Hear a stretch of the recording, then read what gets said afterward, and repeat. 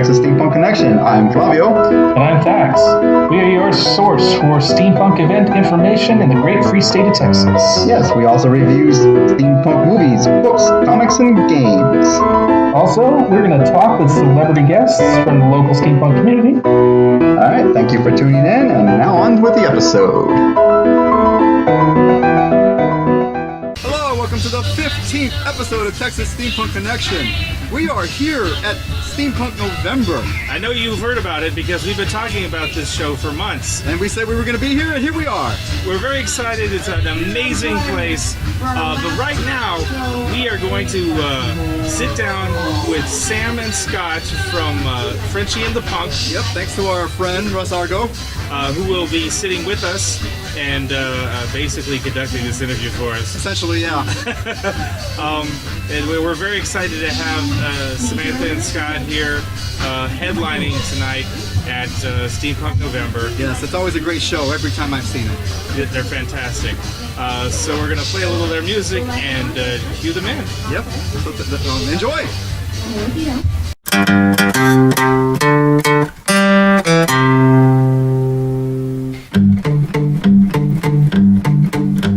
When I came to America, what a land to behold.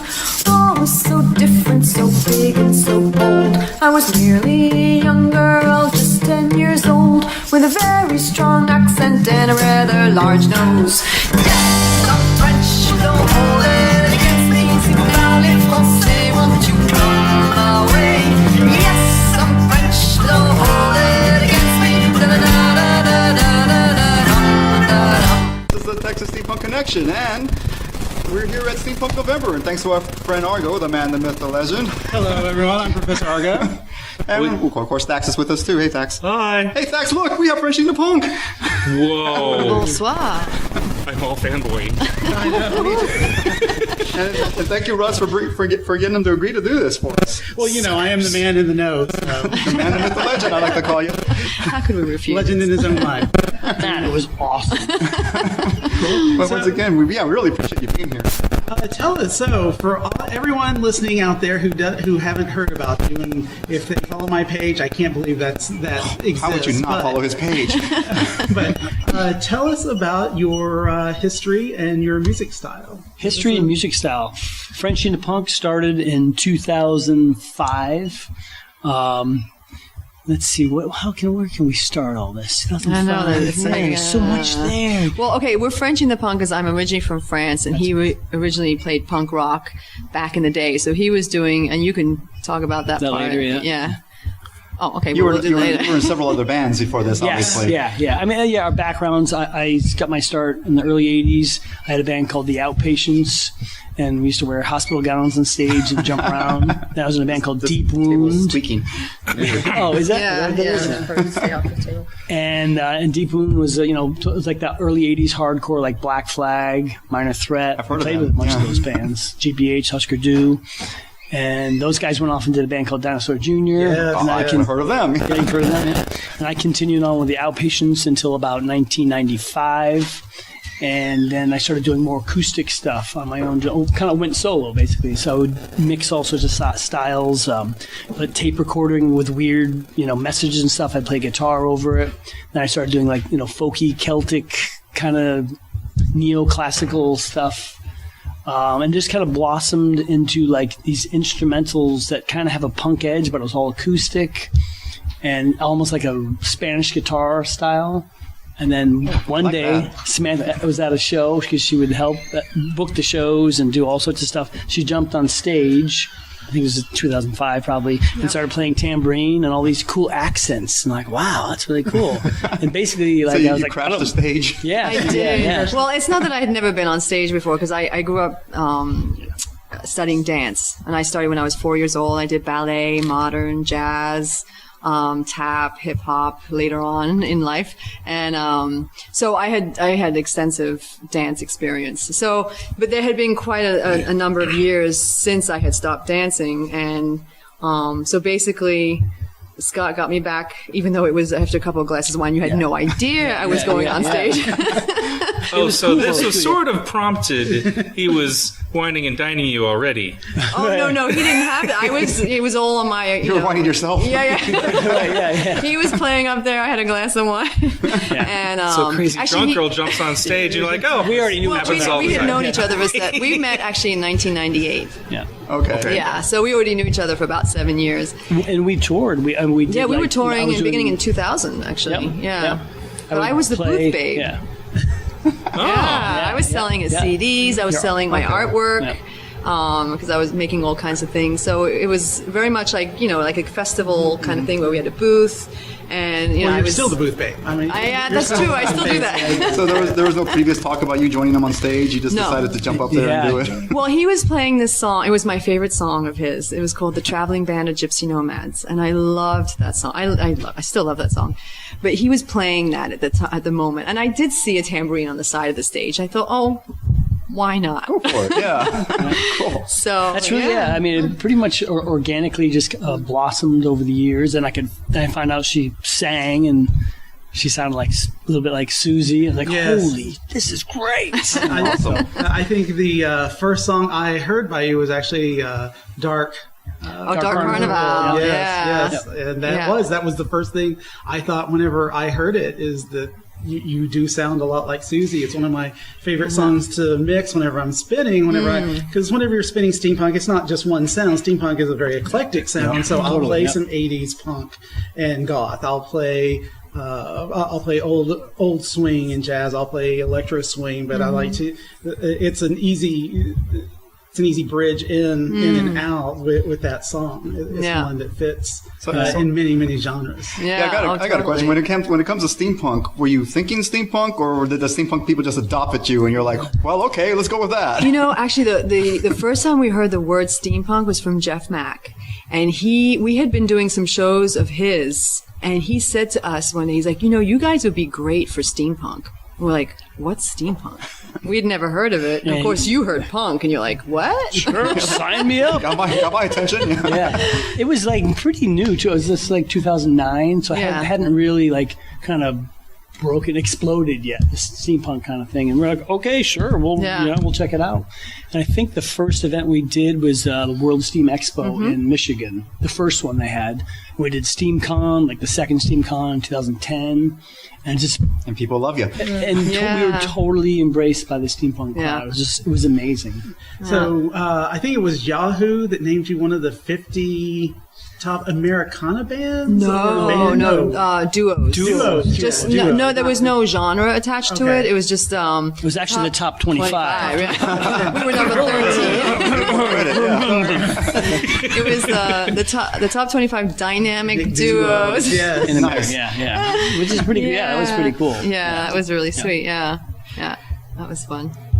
So what did you think of steampunk when you discovered it? Were there people with the fancy weird outfits or anything? Were you disappointed that it wasn't more punk?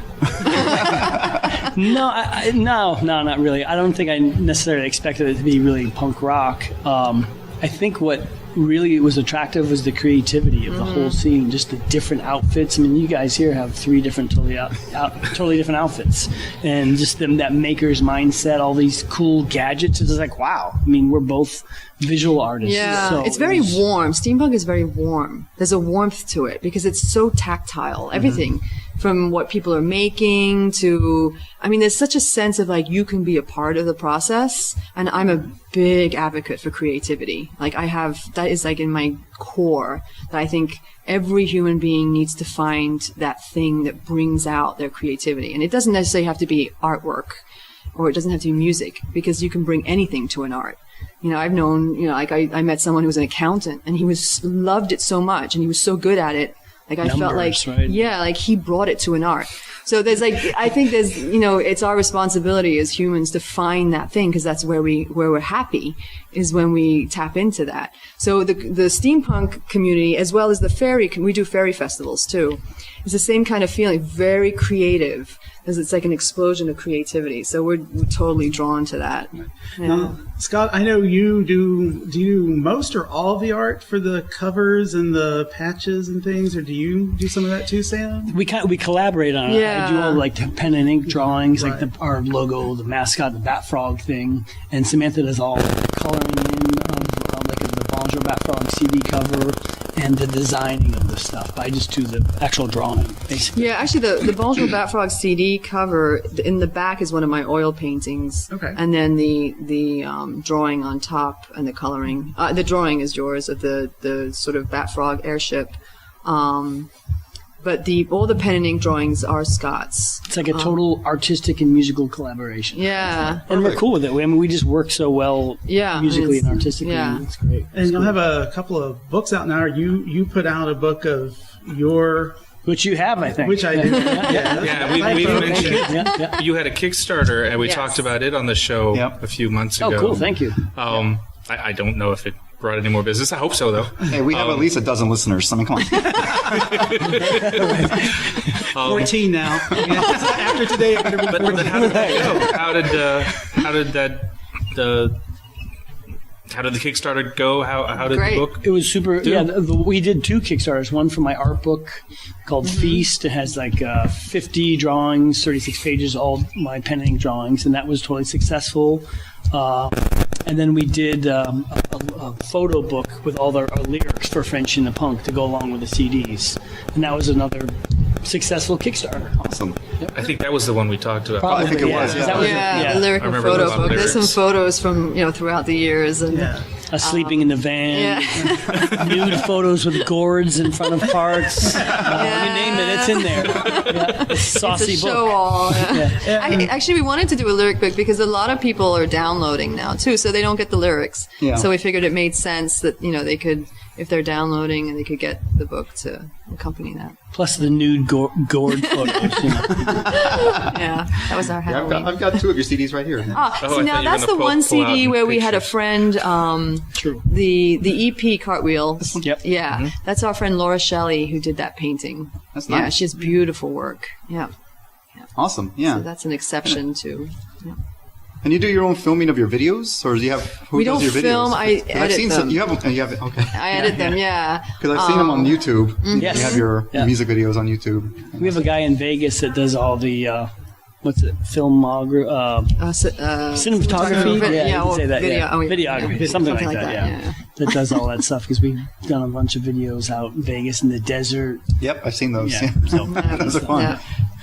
Yeah, and then I take a week or 10 days and do nothing but edit, and I just live and breathe and like It's a 18 process, hours a day. yeah, it's very intense. Yeah. Was it this summer or last summer that you were in Paris and filmed a video? Yes, that was for Carried Away. Yes. Yeah. I don't know. That was 2 years ago. Was I it think. 2 years ago? Wow. Yeah. I know. Guys. And actually, there's part of that video is shot on the grounds of Downton Abbey. Oh yeah. Actually, the opening From the scene. TV show? Yes. Yeah. It's called Highclere Castle, and the opening scene where we're with the trees. That's actually on the grounds Oh, wow. of Highclere Castle. Little tidbit. Yeah, No one yeah. knows. I forgot about but most that of it is in Paris. Yeah. So I have to ask, it's controversial, but I want to bring this up because Oh, we we're had gonna get controversial here. controversial, just a little bit, not too go. much. I don't think we'll get a controversial answer. I don't think the question is controversial. You never know. But it happened. It comes up. It comes in cycles on Facebook and the internet. It's what is steampunk music? Yeah, we were. There was a famous Yeah. blow up a few months Yeah. ago that occurred. We had a discussion at our Okay, local steampunk. I had no idea what you were going to Right. ask, but that wasn't what I had in mind. but I'm glad that's where we're going. Yeah. Well, our answer is probably very much influenced in the fact that we were embraced by the steampunk community. We didn't set out to do steampunk music. Right. So coming from that perspective, for us, it's kind of like there's not a set steampunk music. It's what steampunk's like. Basically, That's a good one. we told you you're steampunk, whether you like it or not. Yeah.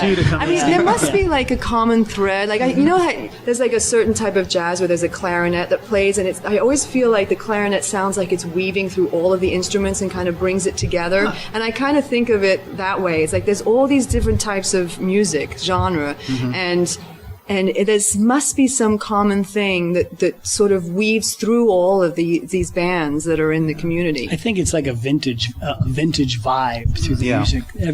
Most of the bands seem to have that. We have that, definitely, with that cabaret kind of thing that kind of runs through it. What did we do? We decided that it was something that was that felt steampunk. We came up with terms with like steampunk adjacent, steampunk. Things that are music that isn't steampunk, but it kind of goes with it. It easily fits in, and so that would be an adjacent to steampunk music. I think there's a theatrical nature to it, maybe. Yeah, because some of the bands they dress the part, others, not so much, but they sound good. It's very expressive, because you probably won't see it at a steampunk convention people in jeans and t-shirts looking mopey. And you know what I mean? There's nothing wrong with that, but I don't know if that would really connect with the community. Kind of very upbeat. A lot of upbeat. Very expressive. Crossing of two genres. Talked about that. 2 or 3 or 4, or more. Yes. Sometimes it's a cauldron. Like exploring older turn of the century music or instruments, and then pulling in something modern or something weird. And we're a prime example of that. I mean, we have the cabaret influence, that French European kind of style. My guitar playing has a little bit of that European Celtic Spanish flavor. Definitely an 80s punk thing, maybe some 80s goth in there with that Susie influence. The gypsy jazz. Both our parents listened to gypsy jazz when we were kids all the time. Gypsy jazz. I don't think I know that genre. It's like Django Reinhardt, like da-da-da, and it's kind of very Eastern European folk music almost in some ways. It's a blending of jazz and Eastern European. So you get that, and as a kid, you listen to that and to the Ramones, you get Frenchy and the punk. Awesome. Makes total sense. Great mix. So what's coming up in 2017? Yeah, what are you guys doing? About? 2017. Wait, let me look at my crystal ball. You don't plan that far ahead. A crystal ball. It is a crystal ball. I see hands. Okay, well, what are you guys doing after the Steampunk November? What are you doing after this? You going back home, or we are flying back home, and then we're playing TSCePicon next weekend. I heard about TSCePicon as well. TSCePicon. Where's that? TSCePicon is in Middleton, Wisconsin. Okay. Yes. And then, so 2017, we want to have a new Frenchy and Punk album out. Awesome. I think I finally got them all. The ones that you have. Yeah. So we're definitely due. We are due for another one. We have a bunch of different projects. I want to do a solo CD. We got the Frenchy and Punk CD. Some new videos for that record. We have like a bunch of stuff planned for the Bat Frog thing, like a Bat Frog book. Our Bat Frog obsession. Yes. What would the Bat Frog be doing in the book? Is it like drawings of the Bat Frog, or? Well, we wait and see. Check it out. The Adventures of Bat Frog.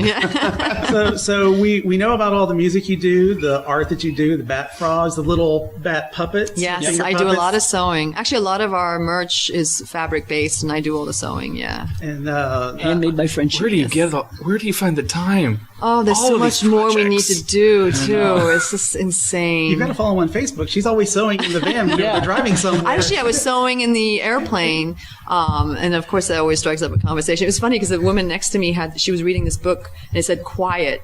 It was called Quiet, and it said the power of being an introvert in a world that never stops talking. I thought, I won't be talking to her during the film. And she suddenly turned to me and said, "Oh, what are you making?" And then talked to me the entire time. I thought that was hilarious. But actually, it was great because we had an amazing, beautiful conversation. So that was, I don't know why, I'm on a tangent now. That's okay. I can't remember what we... So if people can't catch you at a show, where can they get all this at? Tell us about your website. Our website. I mean, you got FrenchyPunk.com. Yeah, with a Y. With a Y, that's right. Yeah, we always update the Frenchy with a Y. shows all the time. Shows are on there. What else is on there? YouTube videos. Yeah. Instagram accounts, Facebook, but we always have new stuff, on those pages constantly. We're pretty up on that. Yeah, and we'll be, we do an average of about 100 shows a year for the past 11 years. You seem like you tour constantly. Yeah, so we've done over 1,000 shows together probably at this point. We like to travel. It's a good thing. Honestly. Because if you hated it, then you're in the wrong profession. We have a new Bat Frogs website coming out soon, too, Yes, right? Wow. yes, working on that. Bat Fog's going to have his own thing. Huh? Yeah, we're Excited setting him to see free. that whenever it comes up. Yeah. Like in all these thousands of shows, like is there like a balance between America and Europe, or do you mostly stay? Where do you mostly go, or do you go back and forth? Or? It's mostly in the U.S. Yeah, mostly U.S., but we do shows in Europe, in the U.K. We've gone to Scotland, Germany, France. Just this year, we were at the Asylum in Lincoln, which is in an England. amazing festival. Amazing. I recommend beautiful. that big time. Yeah. It's, cobblestone streets. There's a castle in the town. And you have like 2,000, 3,000 steampunks walking around town. Wow. It's unbelievable. Cool. Yeah. You really feel like you've gone back in time. It's really cool. Yeah. That does sound pretty fun. Yeah, I definitely recommend it. So we'll continue to travel next year once we get the record done.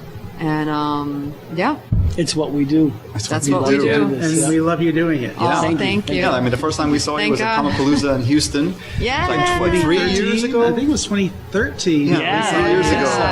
Yeah. And that was a blast. I mean, that was the first time I met you guys, and we had dinner with y'all. I don't That's remember right. that. The next year, I think we had dinner with you in 14. Yeah. Oh, okay. Yeah. Was it 14? Yeah. Okay. Because we had the ball in 13, and that's how I met y'all, was DJing the Steampunk Ball. Okay, I thought it was 12 and 13, and Maybe it we was came 12. through and played your event in 14.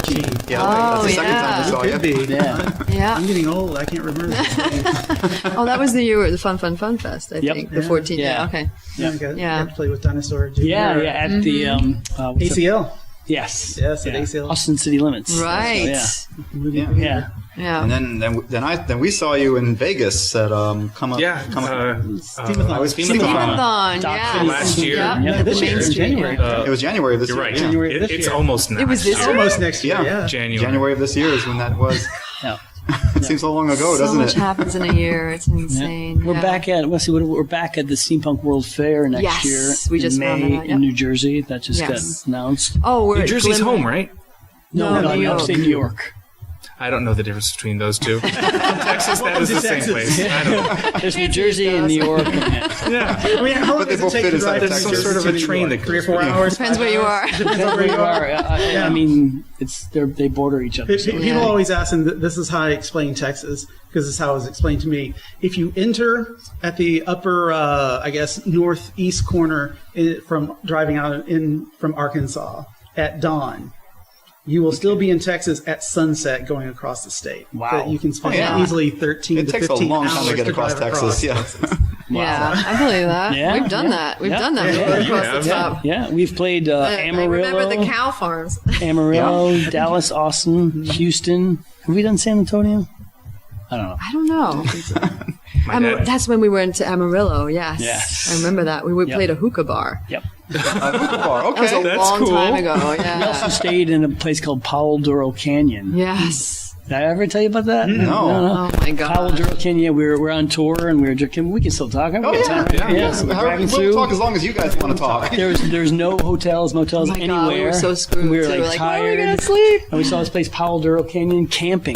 Camping. Okay, Like, hey! cool. Nice. So we drove in.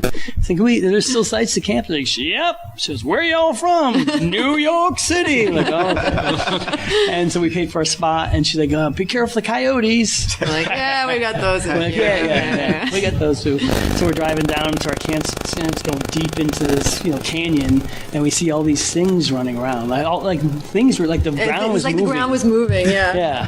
We Like, slow what the heck is down. It's that? like these little black things. We look out, and the whole place was overrun with tarantulas. Oh my God. He's like, she could have told us about that. Yeah. Those are all the coyotes. So we get to our camp spot, and they're everywhere. There's no way we're taking Yeah. out a tent. And of course, it was like July, so it was like 105, maybe 95 at night. Yep. Yeah. So we didn't take the tent out, so we just stayed in the van. Oh my! But we couldn't even open the windows. We were afraid they were going to come in. Oh my. Yeah. Damn. So we just sat in the car like. Well, we're parked. Yeah. We even took the van to the To go to the bathroom? which was like 20 feet away or something. Drove in, ran out, brushed our teeth. Life on the road. Right? At that point, you probably could have just pulled over on the road and stayed in your car, right? Totally. Yeah, we used to sleep in the car. I think when on our way out the next day, we were kind of like, she's like, oh, we asked him about it, and I guess it was mating season for tarantulas or something. So they probably weren't interested in you anyway. Yeah, right. I didn't want to take that chance.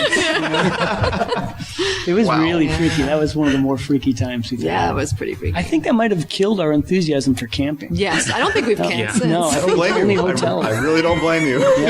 There is a song in that somewhere. You need to write about probably. that experience. The great I think so. tarantula something. Yes, yes. That will be our stoner sludge metal band. Oh, that was too fast. Oh, I'm so happy you guys decided to do this with us. Thank you. Yeah, it was Appreciate you fun. taking time out. I know you've got a set to do. Yes, and I need to do my vocal warm-ups. Yeah, about a couple hours. So, A couple hours, like well, it's 6:30 now, and you're on at half an hour. 8:30. Oh, okay. So, Oh, no, we're at 8:30. anyway, thank you again for joining Thank you, guys. Always a pleasure to see you. We'll talk to you guys anytime you This want. is Frenchy and the Punk, guys. Hey, Look them up. I'll put links on our Facebook page to their stuff, and listen to them. They're great.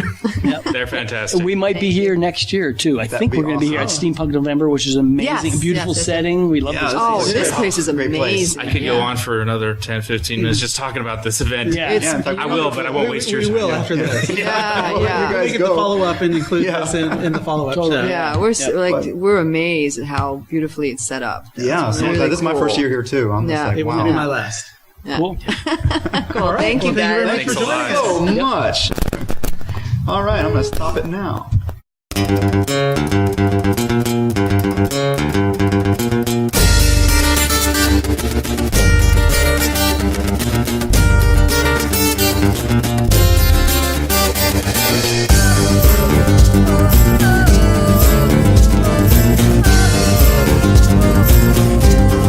You're a little rabbit, a hopping down the trail.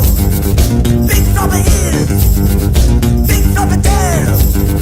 I don't stop now, you'll be there soon.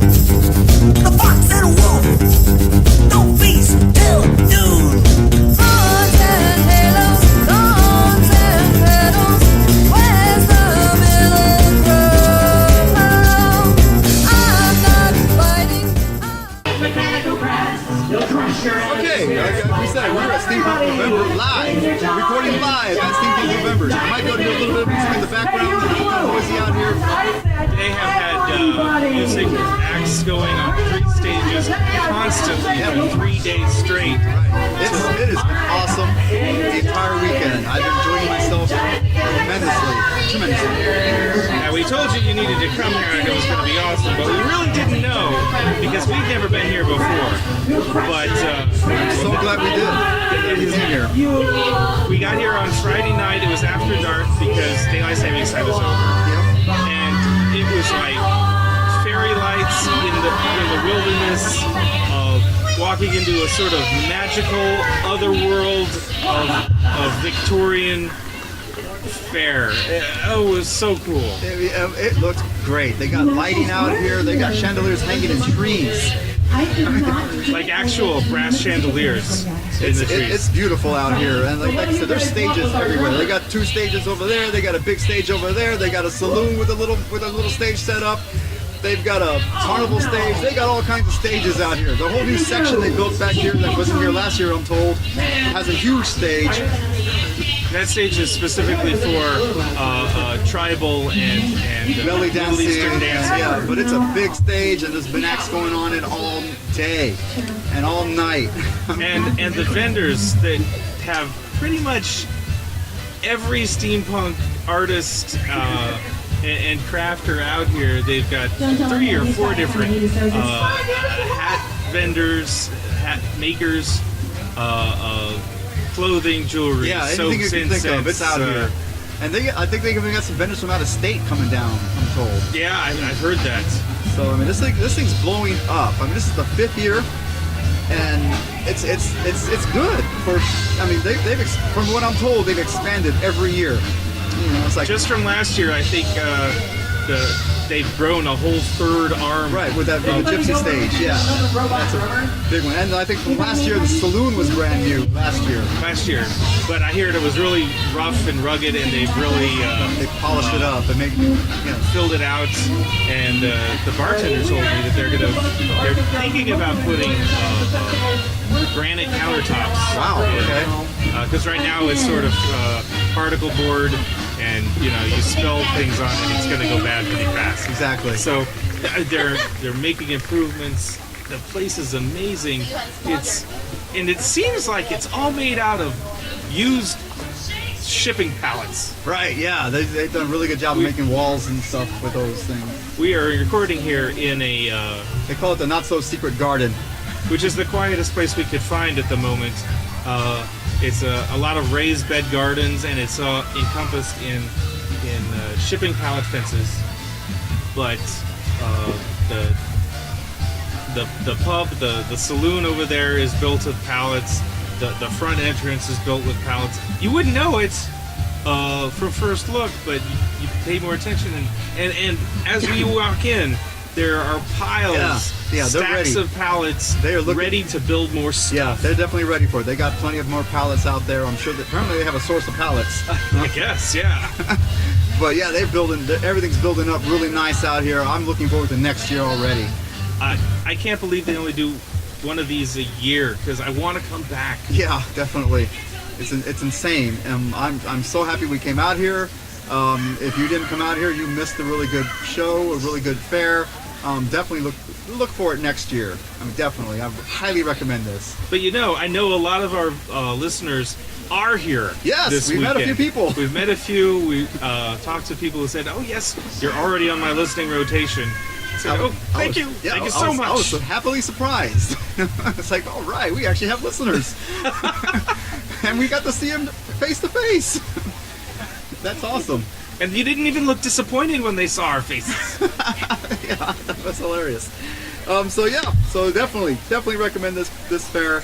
Look forward next year, November, Steampunk November. And hey, just in time. Let me plug in another microphone here. Okay, we're all plugged in. Yes, we're about to sit down and talk to Judas and Magnolia. Hello. Hi there, guys. Hi. Speak up a little bit. Hey there, folks. Can you hear us now? Probably, yes, it's showing, but...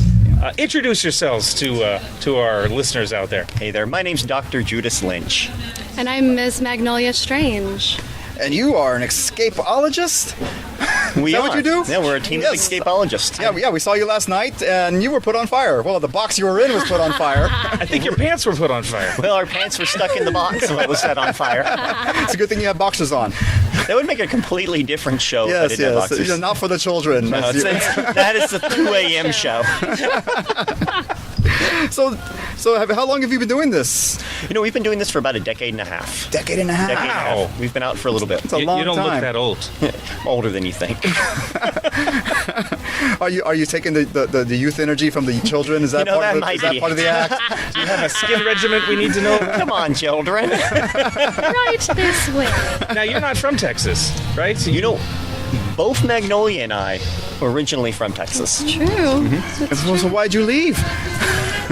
Well, there's so many more things to see out there. I don't know what you're talking about now. So many more steampunk festivals to go to. We actually just got done with a steampunk festival in Hannibal, Missouri that we love, love, love. It's called the Big River Steampunk Festival. We've heard of that. Oh, We talked a little I highly about recommend that. it. Yeah, we were kind of wishing we could make it to that one, but we found out about it like the week before. Yeah, it's like It's so spectacular. I highly recommend it. And when you're in the area, get a hold of us. Yeah, We can show you around. Our good friends Ken and Lisa Marks run that, and that event is actually a fundraiser for the museum that they've started in downtown Hannibal, Missouri. But it's so wonderful. You'll just have to go to I've find never out heard yourself. of Hannibal, Missouri. Is it a big city or? It's a smaller town. It's the birthplace of Mark Twain. Oh, okay. Yes. That's Yes. awesome. Yeah. If you've read Huckleberry Finn, I have. Yes. You've heard about Hannibal, Missouri. Okay, but I read it back in high school, and We had no choice. We had to read I'm it. a little bit old to remember remember that far back. But it's such a quaint and enchanting town. You must come out next year. we'll look into it for sure, because I like to travel and look at different steampunk conventions. Like I went to the Seattle one last couple months ago, and that was really fun. It was it's Steamposium. It was their third year. And it was really good. I mean, it was in a convention center, but it was still really good. You know. So on that point, so the Steampunk Festival in Hannibal, which is called Big River. It's an outdoor festival, and it's downtown on the main street. Yeah, that's part of the things we saw. We're like, that's architecture is gorgeous, but I just have to plug Steampunk November here in Texas to say that's where we are right now. This is the most beautiful festival I have ever been to. Truly enchanting. They've done a fantastic job with the environment here. You see, you should have come. We were just talking about how blown away we were with what they built out here out of what amounts to nothing but pallets. You know, I feel like a lot of festivals aim for the immersive experience. Yes. But these people here got it right. This feels immersive when we step into it. That's good. Yeah, it's true. I mean, like I said, I was impressed with the chandeliers in the trees. Oh, right. You know, and it's all lit up and beautiful. Yeah. So nice. We were here last year performing as well, and that was the first thing we noticed were the chandeliers in the trees, and we thought, oh, these people, they've done more than just throw up a few tents. Right, and it's already improved since last year, right? There's a whole new section over here that's been built that wasn't here last year, I'm told. The Gypsy stage. And something that I've told the organizers of this event too is that the attention to artistic detail is part of what is so mesmerizing. So this stage, for those of you who can't see it here today with us, it's huge, but it's so gorgeously painted. And up in the front, they have these little clamshells with lights in them that are facing the stage. I mean, it's just so classic. Oh my gosh, it's amazing. I mean, I've never actually seen something like that in person, and here it is in near Mansfield, Texas, at Steampunk November. So just gorgeous. Something that's really stood out to me about the expansion here is some festivals we visit, when they expand, I feel like they just stretch the ground, but they don't stretch the vendors out. You know, they don't grow their vendors. Right. It feels sort of vacant because of that. I feel like Steampunk November really got it right. So they grew the area, but they also attracted new vendors. So it doesn't so there's feel actually vacant. more vendors here now than there was last year. There were. Awesome. It doesn't feel like a ghost town. It feels nice and full. That's awesome. Let's talk more about you guys. Yes, I was about to say that. You said you've been doing this for 15 odd years. Were you intent on making a steampunk show at the time, or So how did you get started? We aim for our escape stunts to be versatile. That way they fit in a number of festivals. Okay. We aim to have pirate-themed escapes, steampunk-themed escapes, Western-themed escapes. Which all kind of blend together anyway. And they kind of do. Can. They kind of do. But we want something that's appealing to a lot of different audiences. Depending on what venue and what festival we're performing at, we take out a different story and we perform it. Our escapes are not just watch us get in and out of things. Our escapes are all narrative-driven.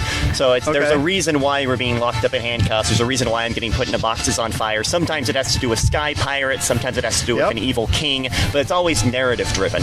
Yep. Last night on their last show, they pulled me into their show. They made me a sky pirate, and I tied him up. I put him in a sack. I threw him in a box. It's true. And she lit him on fire. Or lit the box on fire. That's because of insurance. Yes, I understand. But to address your question about did we intend to make this like a steampunk show or to cater to a steampunk audience, I would say really at the heart of what we do is creating magic, and that fits into some festivals and some scenes better than others. But that's so at the heart of what steampunk is. Yep. You know, some people get really into the historical element, and some people get really into the costuming, and some people get into the literature, the music, right? But at the heart of it, a lot of it is that creativity and the fantastical element of create whatever it is that you want. The sky is the limit, right? Yeah, and that is really, I think, the heart of what we do is just making magic real in the world. Now, did you discover steampunk and put an act around that, or did steampunk grab you and say, "Hey, you can fit here, work with us," or we have this steampunk thing, and it's like, "Can you do something?" Question. I feel like you were more into the steampunk first? I was. The steampunk aesthetic is really appealing to me. So it was always nice to put together some reason we could. It's hard to pitch a show to a festival without Having something already. There in place that they want to buy. And we knew we wanted to be involved in steampunk events, so we went ahead and put together something that we could then pitch to them. Yeah. How often do you get around to Texas in this area? We visit Texas several times a year. Okay, different festivals? What other type of festivals? So after this, we're going down to TRF, so we're going to be at the Texas Renaissance Festival. We'll be heading back up to Missouri in the Midwest after that. But next year, we hope to be going down to Sherwood Renaissance Festival and then Avalon Renaissance Festival. Sherwood is one of our favorite festivals that we go to. It's just right down the road from us for the most part. We go there a lot. Right. And if you haven't been to Avalon, I feel like they're doing a lot of what Steampunk November is, in that it's a similar setup where it's on someone's private land, and so again, the sky is the limit. It's, what can your creativity lead towards? And we were there a couple years ago. It was their first year, and even in the first year, I arrived and I just was in awe of just, oh my gosh. Where is Avalon? Where is this one? It's kind of near Longview, Tyler. It's in Kilgore, Texas. Okay. All right. Yeah. So. Oh, I know where that is. Yeah. Yeah, I think like Longview, Tyler area. Okay, that's awesome. Let's see, what else can we My mind just went blank on me. That's not good. That's all right. No, it's all good. We usually ask, what does steampunk mean to you? But you pretty much answered the question about the creative, magical elements that you seem to really embrace in your show and in your characters. They're very larger than life, a little ridiculous. Always ridiculous. Well, that's what makes it fun. That's what makes it fun. Well, and you have to be fun to have fun. Yes, definitely. And so having people like you as our voluntold or volunteers or victims, whichever you prefer, is so perfect. And in steampunk in particular, and the Renaissance Fair is also, people are so ready to have fun. Yep. And that's, it's not all about us. It's really what we do is so interactive. It's really, what is the audience bringing as well. So it's not just us up there. It's really a collaborative effort between us and the audience. So we love having voluntold like I had a good time. I like to watch it, And also, more than as well as the enchanting element of steampunk fits in really well with what we're doing, because steampunk, it's not just magic and fantasy, but there's sort of there's a real grittiness and solidity to it. Yes. You're dealing with gears and locks and grease and mechanisms, and that fits well into Escapology because we're dealing with cuffs and chains and ropes.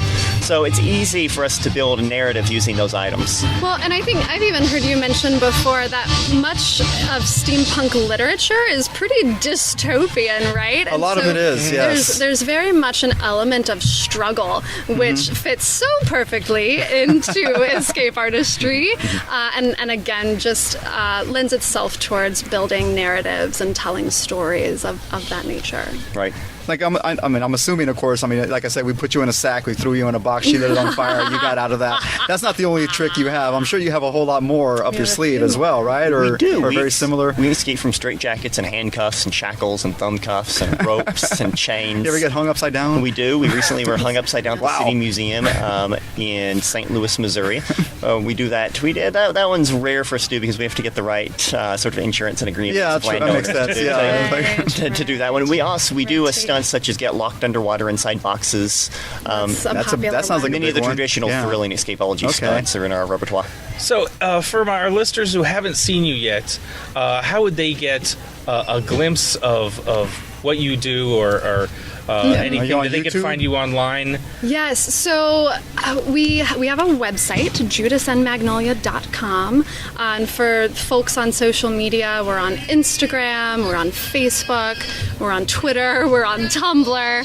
Most of those you can find me at Magnolia Strange, and then specifically on Facebook you can find Judas and Magnolia, our fan page. And we update those quite often with videos and photos. I've actually been been doing a lot of live streaming at this event. Wow, So, okay, cool. Yeah. So lots of fun stuff. So even if you're not here at the event, if you check out my profile, Magnolia Strange, or Judas and Magnolia, you can see those live And videos. you will all see what you missed, except for the few of you who are here that we talked to. We like the live streaming and we like the social media because in many of our posts we invite our fans to join us for the adventure, to join us in the roles of the pirates or the bandits. We want you to come along and take part in this story with us. So live streaming and joining us in social media really fits in well with what we're doing.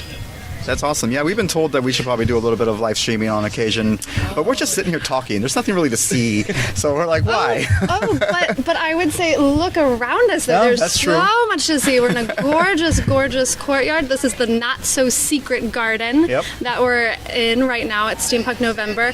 And as we were saying before, not only have they expanded the site and created new spaces, but they've upgraded spaces and developed spaces that were here last year and the years before. So this was here last year, but now we have all these gorgeous lanterns around. We have this stage and this table. Like this particular spot we were sitting in was not here last year. Wow, okay. So it's so wonderful to come back and see all the new additions. Yeah, I heard they upgraded the saloon a lot too from last year. Yes. They did. Not having been here before, we don't know the details of the magic we're sitting in sometimes. Right.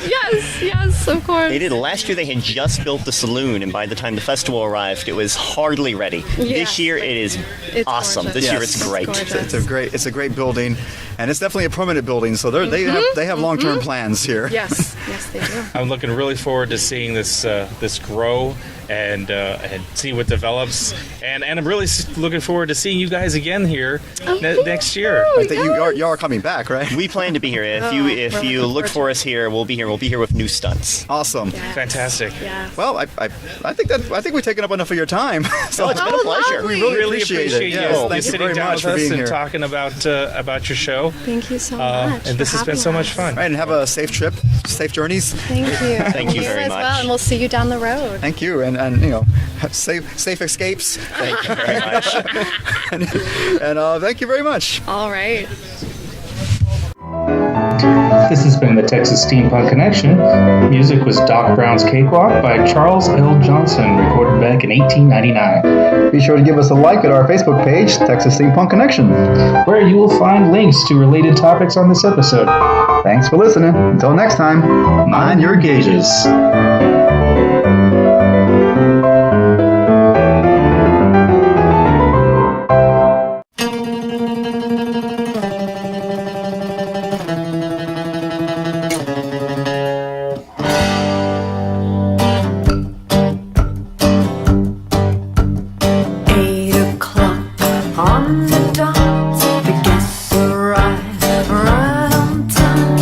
Champignon and pinot noir, it's a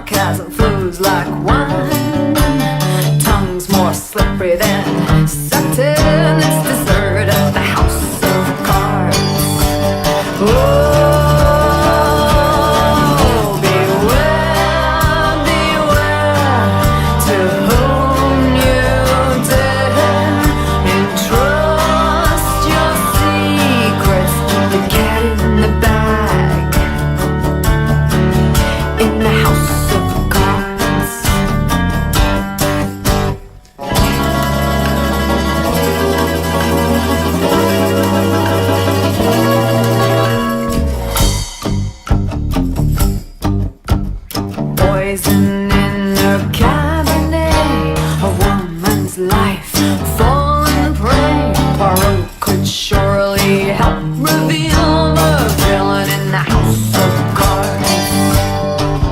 It's a classic whodunit. A case for Scotland Yard. Edward Gorey would have drawn it. That dastardly villain in the house of cards. Everybody's pointing fingers. The butlers at large. Clouseau can't find his notebook, and Sherlock Holmes, well, he's just high. Beware to whom you declare